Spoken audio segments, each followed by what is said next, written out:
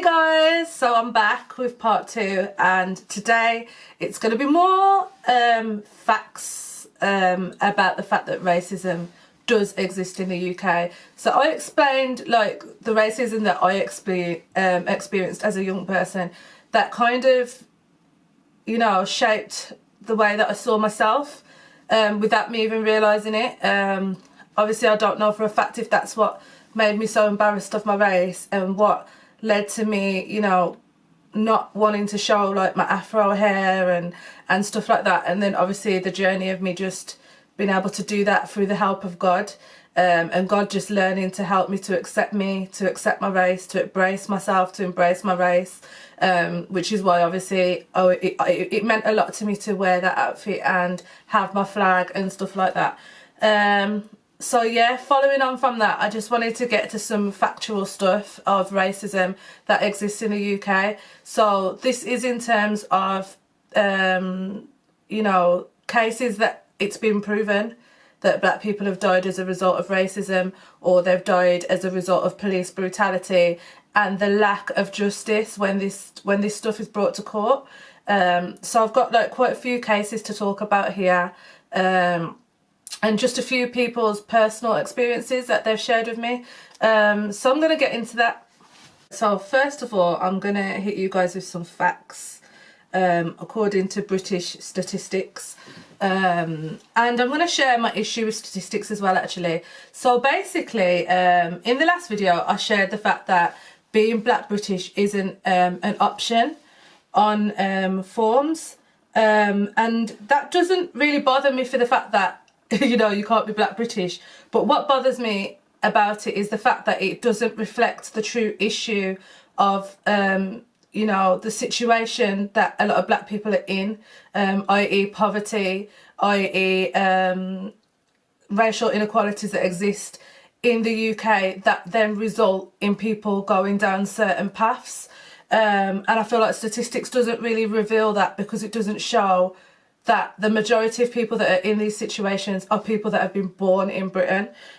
So I spoke to my friend yesterday, and I think that from what we had said, I hadn't made that clear in the previous video, that was what bugged me about statistics. So it's like, say you've got 20 people that commit a crime and 15 of those people live in poverty in the UK. But when they've signed forms to say what their ethnicity is, they've put Black Caribbean or Black African. It then looks like the problem is with Black Caribbeans or Black Africans, when really the problem is with black people that have been born in Britain. So it's not so much the African society or the Caribbean society. This is a Black British problem. And why is this Black British problem occurring? It's occurring because of X, Y, Z. And although they do link poverty and a lot of social economical inequalities to crime, I feel as though it's always classed as the Black Caribbean community or the Black African community, not realising that this is a Black British community problem. And I feel like that's a problem in a lot of areas. But yeah, that was that bit that I just wanted to clear up, because obviously I'm going to go into statistics now. Let me find what I did yesterday. This is to people that think that racism doesn't exist in the UK. Okay, so between 2018 and March 2019, there were 4 stop and searches for every 1,000 white people and 38 for every 1,000 black people. Considering that black people only make up 3% of the British population, imagine that. But 38 black people have been searched in comparison to, what was it? 4 white people. So, you know, that just goes to show that we're picked on when it comes to stop and searches, because we're harder to find. There's only 3% of us in the population, yet for every 1,000 people, 38 of us are subject to searches. And in comparison to 3, I don't want to say it wrong, in comparison to, there was 4 in every 1,000 white people. So that's one thing. So because of this, and also the fact that although there are 3% of British people, of black people in the British population, they actually account for 8% of deaths in custody. even though there's only 3% of us. So this shows like the extreme of, what would we say? It just shows the extreme of how many people are being killed in custody that are black. It shows the extreme of how many people are picked on the streets as to why there are more people that are black in custody as well. So this is just beginning to show like how the system's working against black people. Okay, so then David Lammy, he did the report for the his report shown that sentencing data shows that BAMI defendants, which is black, Asian, minority ethnicity and minority ethnicities, defendants were more likely to receive prison sentences for drug offences even when previous convictions were taken into account. This was reinforced by research commissioned by the Sentencing Council, published in January, which showed that if you are from a minority, you are 1.5 times more likely to go to prison for drug-related offences than if you are white. The Lammy report also proved that, in effect to that, if you place a white man and a BAMI man in the same predicament, with the same previous history, with the same or similar evidence, the BAMI man was more likely to be stopped, arrested, charged, denied bail, convicted and sentenced to prison, than while in prison he was less likely to be supported, to be rehabilitated, more likely to reoffend and more likely to die in custody, and his family were less likely to get the justice following his death. And this has been proven by statistics. So I don't want to hear no one telling me that racism doesn't exist in the UK and that systematic racism doesn't exist and that these inequalities are irrelevant and that black people shouldn't be fighting for justice, because look at this. Okay, and then now another source reveals that over the past 10 years, 163 people have died in the following police custody in England and Wales, according to the Independent Office for Police Conduct. Death in custody is the term for anybody who dies whilst in custody of the state. This could include while being detained by a police officer or while being held as a prisoner in a police station. Right, so over the last 10 years, 140 white people have died in custody. 13 were black and 10 were of other minority ethnic groups. When you compare these figures to how much of the population these groups make up, as measured by the 2011 census, black people are more than twice as likely to die in police custody. But people are saying this isn't a problem. The most accurate source showed that 3% of the English population were black. Although this proportion may have grown since then, black people accounted for 8% of deaths in custody. It said that between 1990 and 2009 of those died after the use of force. Between 1990 and 2009, 16% of those who died after the use of force were black, more than twice the proportion arrested. But between 2009 and 10 and 2017 and 18, there was no ethnic background on the use of force in custody related deaths. Over the past 2 years, there has been the 2017-18 figures, 2018-19 figures. They show that 39 custody-related deaths, 17 involved the force of police officers, 11 of deaths were of white people, 6 were of black, nearly a third of the total.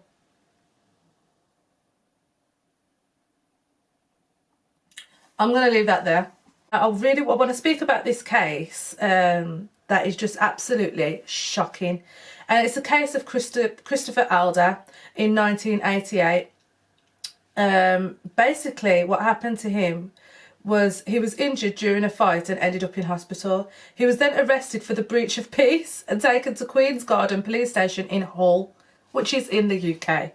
CCTV footage shows him lying on his face on the floor, stationed motionless with his trousers round his ankles. I'm not even going to get into why his trousers was round his ankles. Officers stand around him whilst he lies there motionless, dying for 10 minutes, laughing. This is shown on CCTV. 3 years later, an inquest returned a verdict of unlawful killing because the officers did nothing for 3 minutes. Alder was unable to breathe. A year later, 5 police officers were prosecuted for manslaughter and misconduct in the public office. All were acquitted on the direction of the judge. A review by the Independent Police Complaints Commission in 2006 concluded that 4 of the officers present were guilty of the most serious neglect and unwitting racism. To add insult to injury, in 2011, Alder's family learned that they had not buried Christopher's body. They had buried the body of a woman.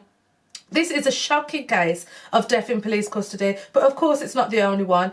In the past few weeks, as prosecutors have taken to the street, as protesters have taken to the streets, some of the names of those who have died have been demonstrators' lips and placards, have been demonstrated on people's lists and placards. An inquest has found that the use of unsuitable force. An inquest found police had used unsuitable force. 1 officer was prosecuted for giving false evidence. He was found not guilty. No other officers were prosecuted. And this was in the case of Sean Ridge. So also there was the death of Sean Ridge, who died at Brixton Police Station in 2008. An inquest found that the police had used unsuitable force. 1 officer was prosecuted for giving false evidence. He was not found guilty, and no other officers were prosecuted. In 2011, Kingsley Burrell died while detained by police at a mental health unit in Birmingham. An inquest found that prolonged restraint had a significant factor. Again, 3 officers prosecuted for lying under oath were found not guilty. In 2019, Darren Cumberbatch was punched, repeatedly beaten with a baton and tasered by police. An inquest found that police used excessive and probable avoidable force. His family are still waiting to hear if anyone will be prosecuted. Just over 2 weeks ago, Simeon Francis was found dead in a cell in Devon. We know very little about the circumstances, and I fear that his family won't be getting their answers anytime soon. There have been no successful prosecutions for deaths in custody since 1969. Not 1 police officer has been convicted for their role in the deaths of someone in their care. That is not to say that there haven't been prosecutions, but the evidence has never been sufficient to persuade a jury that police officers should be responsible. Why is this? Well, invariable in such cases, the only witnesses of these are police officers, and the police officers don't give evidence against each other. So that's just those cases. It shows some stuff, but I've got more cases. So going back to the Lammy report, David Cameron was the one that commissioned the report for David Lammy to do. Found in 2017 that happened, and it found that the colour of your skin has measurable impact on how you are treated at every stage of the justice system. So this was proven in a government report, okay? So I don't want to hear anyone saying that, this stuff that we're saying is inadequate, because it's true. And I don't want anyone comparing their experience with someone else's experience, because this is statistical. So this is showing, how more often the black community experiencing things in comparison to everyone else. So in terms of all lives matter, yes, all lives matter, but if one part of a specific group's lives are being attacked more than another group, that doesn't make your life irrelevant. It means that there's an issue in this particular group, which is what Black Lives Matter is about. So I have to really stress to people that this isn't something to do with all lives. This is to do with a targeted community and those people trying to seek justice. Let me read you something else. First of all, I want to start off with Julian Webster. Now, I personally knew Julian Webster. He's my niece's uncle on her dad's side. And basically, Julian went out for his birthday. Do we have the year? In 2009, he went out to a nightclub in Manchester. He was just, going out for his birthday, celebrating his birthday. Went back in the club to get his phone, and from what I know, there was an incident where some people were stealing drinks upstairs, and upstairs was closed off. when he'd come downstairs, I think from what I've been told, that he'd left his phone upstairs. So at the end of the night, he says to his friends, you know, he's going back in to get his phone and whatever not. Because they all went there in separate cars, they didn't realise that Julian hadn't come back with them. And because Julian was known for like going off with girls and stuff like that, they wasn't really that worried when they've learnt that he wasn't with anyone. Yeah, so Julian had gone back in the club to get his phone. His friends were all in separate cars, so it wasn't noticed that Julian hadn't gone into one of the cars. This is one of the guys that had gone out with him that night's account. He said then that, you know, they learnt that someone had died at the club that night, and they found out that that person was Julian. Now, somebody else told me that what they had seen was that Julian had gone back in for his phone. Julian was then taken into a room that was off camera, and whatever they did to him, when they brought him out, people said that saw it, that they could see that he wasn't alive, although the bouncers were holding him as though he was. But you could see that his feet weren't on the ground. So as the police told him to let go, they let go, and he just slumped to the floor because he was already dead. None of those bouncers were prosecuted for the murder of Julian. It was proven that he had died because he couldn't breathe, which had triggered a heart attack. And in most of these cases, positional asphyxiation is the reason why black people are dying in custody. I'd say in at least 70% of cases it's been due to positional asphyxiation, where the ability to breathe has been stopped by these officers that are using unlawful restraints. Now, I've worked in jobs where you restrain, and the first thing when someone says, I can't breathe, you are supposed to let go. There are actually laws put in place to stop this from happening. That you're not supposed to do it. You're not supposed to hold them in certain ways that limit their ability to breathe. And you're shown this when you're trained to restrain people. So you know what positions that you cannot put people in because they can't breathe, but yet people are still being killed because of unlawful restraint and the lack of ability to breathe. Nobody dies instantly because they can't breathe. They die because it's been held over a period of time. So at some point, you must recognise that that person can't breathe. You are taught signs to know when someone can't breathe, the change of colour in their lips, the change of colour in their skin, how their body reacts. You're taught the human reaction to someone that can't breathe. So you know when someone can't breathe. And if someone says that they can't breathe, you have to let go no matter what risk is ahead of you. That's what you are taught. So how are so many people getting away with this? So anyway, back to Julian. It was found that in court that he was held by the neck, and that had caused a heart attack. So because it caused a heart attack, although they did say that what they did played a part, they wasn't charged with the murder of Julian because of that. His parents, you know, they went through so much, and they tried to, there was an inquest into the case, which found that it was all right. At one point, they had to bring in a whole new jury because the jury had been compromised. It was just absolutely horrific. And then I want to talk about the murder of Kingsley Burrell that happened in Birmingham. Julian was also from Birmingham. Kingsley Burrell was from Birmingham. He called the police to say that he felt like his son and his life son was at risk, that people were coming to do something to him. He was later taken to a psychiatric unit where he was restrained by the police. Again, his ability to breathe was stopped. They'd put something over his face to stop him from spitting. You are never meant to cover someone's face. And whatever else they did to him led to his death. No police officers were charged with that, although it was proven that they had lied in their statement. This is another one that had happened. I've mentioned Christopher Alder. Now I'm going to go to some other cases. Simeon Francis, Sean Ridge. The list goes on and on and on and on and on. But I'll share a few other ones just to shed more light on this, that it's not just in police custody that this stuff happens. People die at the hands of racism on a regular basis in the UK. Okay, so we've got Rashawn Charles, who was followed into a convenience store where police claimed he was trying to swallow an object. He died after being chased and restrained by the police. Julian Cole left paralysed and brain damaged after being tackled outside a nightclub by police officers. He suffered severe brain damage and a broken neck and now lives no quality of life. Stephen Lawrence, which a lot of people know about, was stabbed to death in an unprovoked racist attack by a gang of white youths as he waited at a bus stop in Eltham, South East London, with his friends. 5 arrested were made, but 0 charges. Sarah Reid was attacked and assaulted when taken into police custody. She was later found unresponsive in her cell and shortly died. A police officer was caught on CCTV grabbing Reid by her hair and then punching her as she laid on the floor.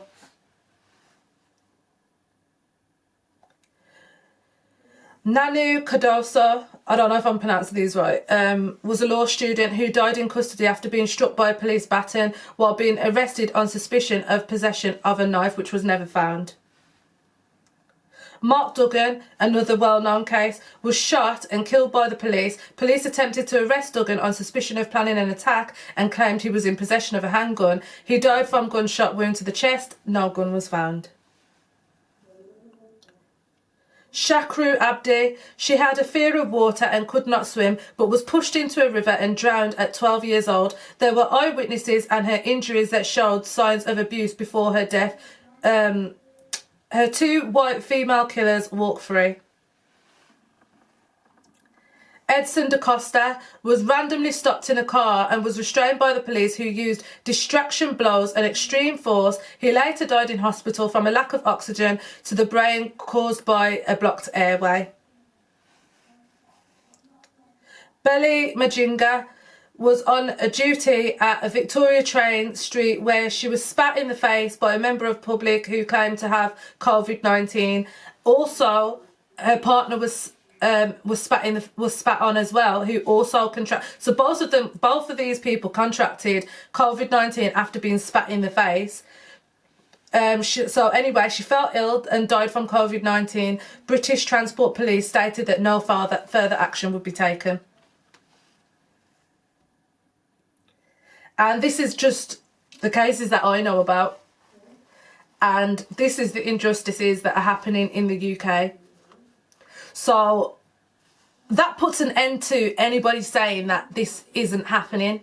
You know, when Boris Johnson is on TV saying that this isn't happening, that the UK isn't a racist country, even though he knows that there are reports that show that there is systematic racism going on in this country in terms of the justice system. There's so much evidence out there to prove that this is happening, but it's swept under the rug and we're encouraged to be quiet. And then now you've got these crazy protesters that are coming into the protests and just being hooligans and almost distracting from what it is that we're trying to do. People that are truly for the Black Matters campaign are not out there creating violence. This is people that are not understanding. They must not understand what we're standing for, why they're acting the way they're acting, because they're going there and doing crazy things and it's distracting from what we're trying to do, which then stops us getting the justice that we want. And this is what I wanted to show, like, today, that, like, this is real, like, this is really happening. And I want you to share this video with as many people as you can. Please subscribe, please share, but more than anything, I want you to share. You know, I want you to like, I want you to subscribe, I want you to comment, because, you know, it's my YouTube channel.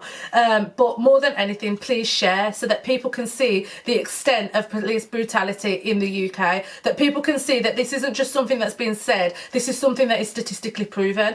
And not just that, you know, there's also the issues of the social economic barriers, which I'm going to talk about in the next video, that are leading to this, you know, of, you know, people that have grown up in the education system, people that have grown up in council estates, people that have grown up in poverty, people that have grown up in all of these issues, and how it shows that the black community are at the top of these groups. Why is that? Why is that? You know, and how this then impacts on violence. You know, I've just done an assignment about this, so I'm clued up right now about what impacts the likelihood of someone being violent in the community. And a lot of those barriers that I've just mentioned, educational, poverty, you know, lack of access to services, lack of funding in the community, all of these things impact on the likelihood of people going on to commit violence. And you'll find that in a lot of areas where people are predominantly black, that these are issues, that there is a lack of funding, that the education system are more likely to exclude black students and stuff like that. Like, it's unfair at all levels. So then when you end up with people that have grown up, born into this system, right, that are not just born into this system but raised up with these inequalities and injustices all the way through their life, you end up with people that are affected by it, which then increases the likelihood of violence.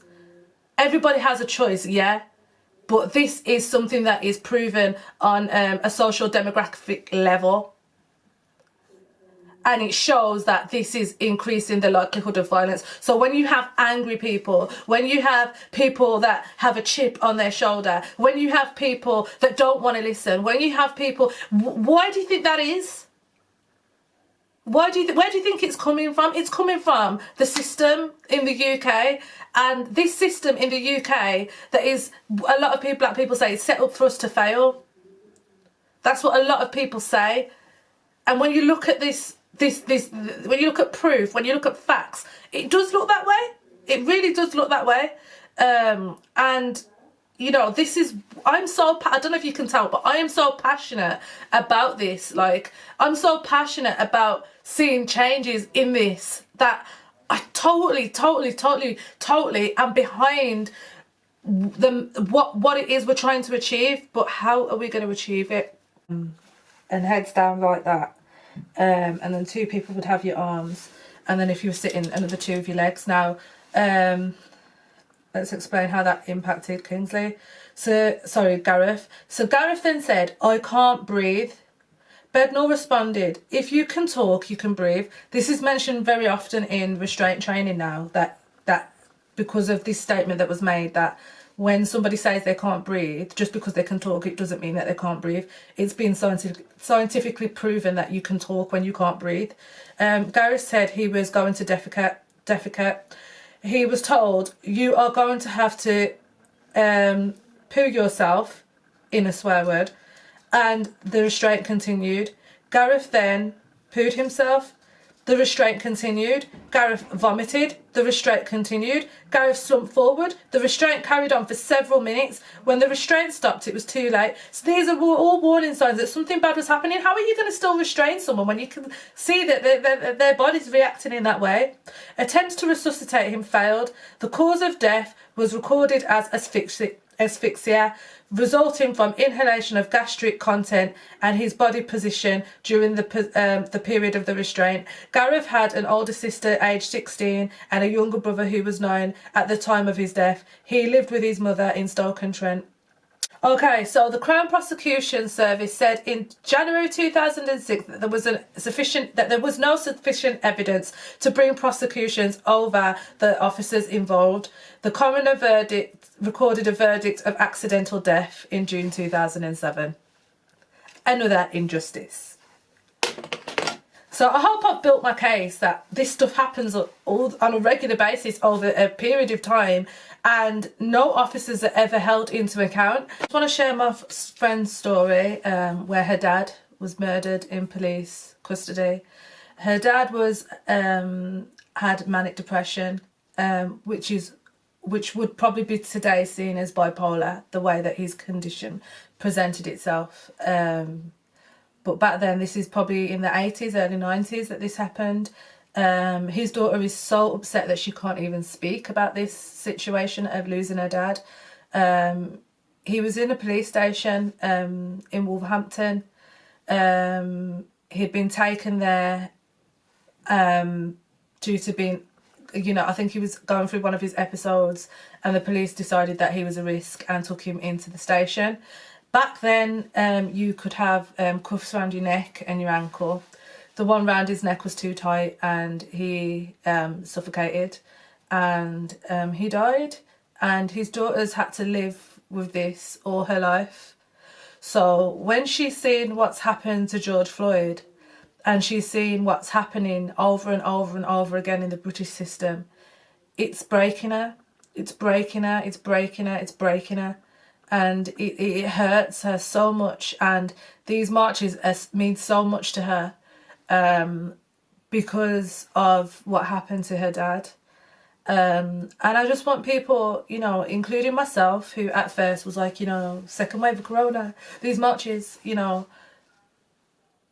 when you actually speak to people that have been affected by this stuff, like firsthand, like it hits them differently. And the reason why they're fighting is because they know what it feels like to have gone through that. They know what it feels like to suffer injustice. No one was held into account for her dad's death.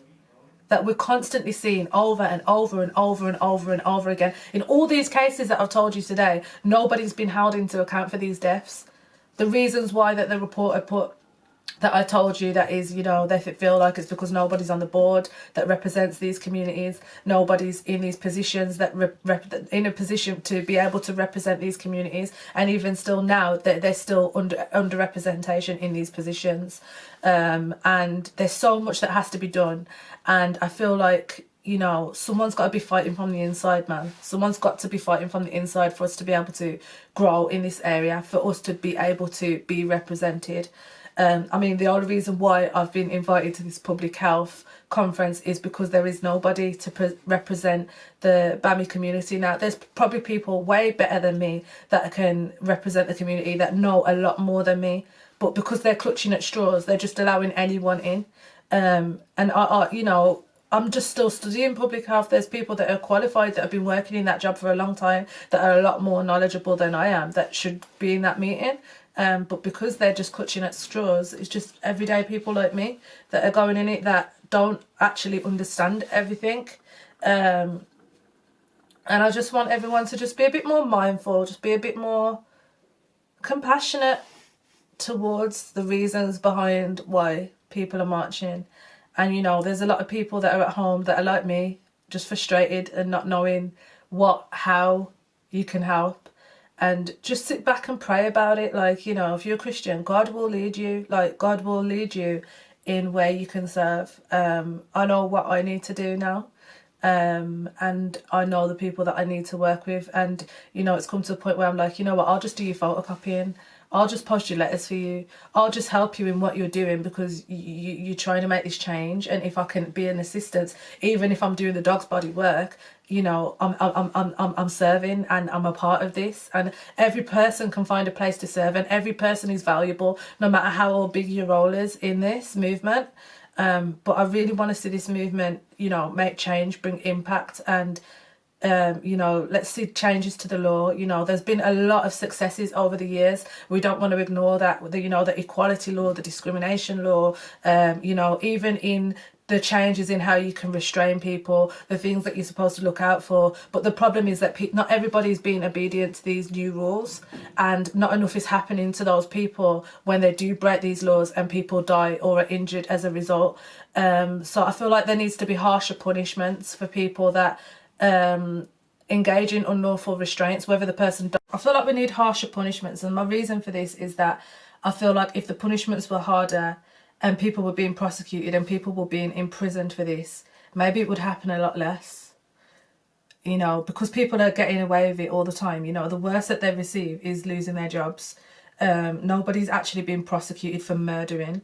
No one's been prosecuted for GBH. No one's been charged and sentenced for this stuff. And I feel like because the punishment of this stuff is so low, people aren't afraid to break the rules. Whereas people should be afraid to break the rules, because this stuff can happen. And I have saw cases where people have gone to prison for using unlawful restraints, for using, you know, the wrong holds to move people, you know, the wrong manual handling techniques and stuff that have resulted in deaths. But this is the majority of people where these cases have been successful and people have gone to prison is white people. It's not ethnic minorities. And we need to see change. And I feel like seeing harsher punishments is probably just one part of it. And there's so many people that know how to serve in different areas to make things happen, and everybody just needs to put their hands to the plough. We need to be prayerful. We need God behind this, because God can bring change. You know, when the children of Israel were oppressed, when they were caused to be slaves, not that we're slaves, but you know, we're still oppressed. God sent Moses to set them free. You know, God worked miracles to see their freedom, and God can do the same for us. We just need to be a prayerful people, and not also forgetting the Christians as well all around the world that are persecuted, that are imprisoned, that are beheaded, that are murdered, that are killed. You know, these injustices are happening among the Christian community as well. And let us as Christians not just forget that because of everything that's happening with the black community. Let us bring both issues to the forefront of our prayers. And I know a lot of people are, but this is just a reminder to myself and to people that have forgotten. You know, let's pray for our community, let's pray for Christians, let's pray for all injustices that we see, and let us all try and find a place to serve. And that's it. See you later, guys. Please share, and like, subscribe and comment if you like. See you later.